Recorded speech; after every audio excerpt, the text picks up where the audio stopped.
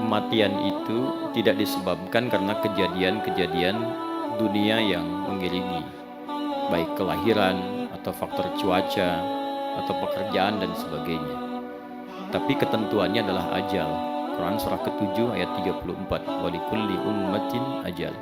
Fa idza jaa ajaluhum la yastakhiruna sa'atan wa la yastaqdimun.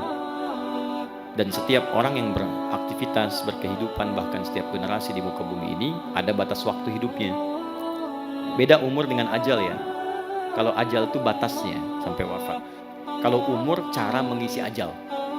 Umur itu dari kata amara ya'muru, artinya sesuatu yang mendatangkan kesuksesan, kebahagiaan dan keberkahan. Ya.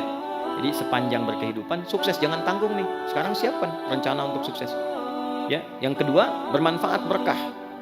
Jadi semua apa yang kita kerjakan pandangannya mesti bermanfaat, bicara bermanfaat. Sepanjang hidup usahakan segala itu bermanfaat. Yang ketiga, dapatkan peluang kebahagiaan. Selama hidup usahakan itu disebut dengan umur sampai kita wafat. Nah, ini nggak ada kaitan dengan kelahiran atau yang lainnya. Karena itu ketika di zaman Nabi, anak Nabi SAW ada yang mengatakan dalam riwayat Ibrahim, ya itu meninggal dunia, maka terjadi sedang gerhana tuh. Ya, alam sedang bergerak. Orang mengatakan, oh karena anak Nabi itu meninggal, alam itu bergerak, mendung ikut sedih. Ya, nutup kemudian ada gerhana.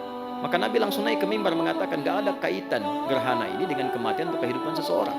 Tapi ini tanda dari Allah Subhanahu wa taala yang mengingatkan kita tentang ketakwaan supaya kita merasa khawatir, jangan-jangan meninggal bekal belum siap. Maka diajak untuk sholat, untuk mengingat Allah Subhanahu wa taala. Maka memohonlah kepada Allah agar dijauhkan dari mitos-mitos yang demikian supaya tidak menyemat kepada jiwa. Jadi kalau masih dalam pikiran masih ada, itu konstruksinya berpikir. Tapi kalau sudah masuk kepada hati, itu dimainkan oleh setan. Ya, sehingga nanti digerakkan kepada faktor-faktor yang dilarang. Di antaranya syirik kecil. Ya, menghadirkan segala sesuatu ketetapan bukan karena Allah tapi karena fenomena. Ya, maka di antara doa-doa yang bisa kita hadirkan adalah Allahumma ya muqallibal qulub tsabbit qulubana ala dinik. Setelah itu abaikan, Bu. Kalau nggak diabaikan, setannya ikut. Nanti lain waktu kalau kesini lagi, saya akan coba bahas fikih setan. Belum pernah ada kan? Ya, kajian fikih setan belum pernah ada kan? Ya, malaikat dibahas, setannya nggak dibahas kan? Bagaimana menghindarinya? Ya, kalau Anda cuma tahu jalannya mulus, nggak tahu lubangnya, bisa terpeleset dan jatuh. Ya, setan yang paling pokok itu ada 9. Ya, malaikat yang pokok kan 10, ya kan? Setannya ada berapa? 9, di atasnya iblis, jadi 10 juga. Dan setan disebutkan 88 kali dalam Al-Quran, malaikat disebutkan 88 kali. Ya, ini di musola, di masjid, ada setan masjid.